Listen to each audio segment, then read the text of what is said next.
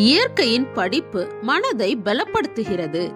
தேவனின் மகிமை அவரது சிருஷ்டிப்புல வெளிக்காட்டப்படுது. இயற்கையின் ரகசியங்கள் ஆராயப்படும் போது அறிவு பலப்படுத்தப்படுது. கதை புத்தகங்களை படித்து பாதிக்கப்பட்ட சிந்தைகளுக்கு இயற்கை ஒரு திறந்த புத்தகமாக இருக்கும். தேவ சிருஷ்டிகளின் சத்தியங்களை படித்து கொள்ளலாம். இயற்கையிலும் புல்வெளியிலும் செடியிலும் பூவிலும் மலையிலும் சமுத்திரத்திலும் பல பாடங்கள் இருக்குது.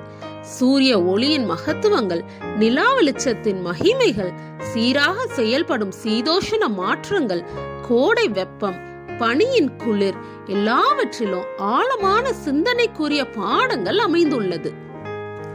தரம் தாழ்ந்த ஒழுக்கமற்ற சுகபோகங்கள்ல அநேகர் தங்கள் சிந்தைகளை செலுத்துறாங்க.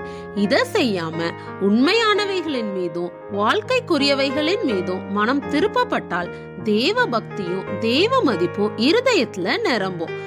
இயற்கையின் தேவனும் ஆராதிக்கப்படுவார். இயற்கையில வெளிப்படுத்தப்படும் தேவனின் குணம் படிக்கப்படட்டும்.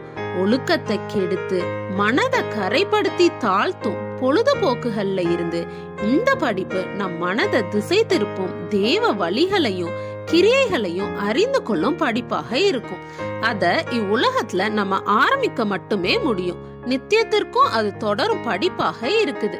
மனிதன் தனது அறிவாற்றலின் எல்லா கூறுகளையும் பயன்படுத்தி படிக்கத்தக்கதாக பாடங்கள் தேவன் வைத்திருக்கிறார்.